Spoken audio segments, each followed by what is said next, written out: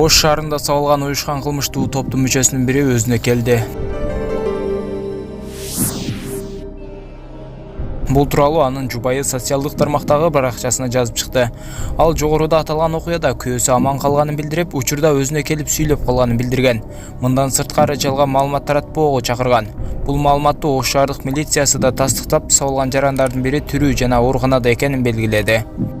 Ош шаарынын Курманжанатка көчөсүндө уюшкан кылмыштуу тобунун 2 мүчөсү мыкаачылык менен сабалып, бирөө каза болгон окуя боюнча толук масштабдуу ыкчам профилактикалык жана тергөө иш-чаралары жүргүзүлүүдө.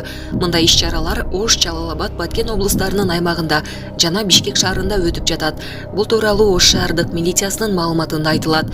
Жүргүзүлүп жаткан иш-чаралардын алкагында Ички иштер министрлигинде ыкчам каттоодо турган адамдардын бул кылмышты жана башка оор жана өзгөчө оор кылмыштарды жасоого катыштыгы бар же жок экендиги текшерилип жатат. Анын алкагында өткөн суткада Ош гарнизонунун өздүк курамынын жана ага караштуу күчтөрдүн катышуусунда 500дөн ашык унаа текшерилген. Анда 100дөн ашык эреже бузуу протоколдору түзүлүп, 20дан ашык унаа айып жайга киргизилген.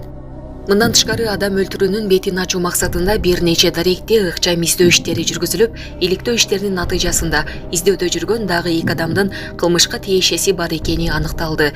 Белгилей кетсек, 13-январга караган түнү Ош шаарынын Курманжанатка көчөсүндө уюшкан кылмыштуу тобунун 2 мүчөсү мыкаачылык менен сабалып, бирөө каза болгон. Өзгөчө оор кылмыштын уюштуруучусу делип, кылмыш чөйрөсүндө Жеңго деген кайман ат менен таанымал болгон Кадыр Досонов кармалып, дагы 3 жаран издөөгө алынды.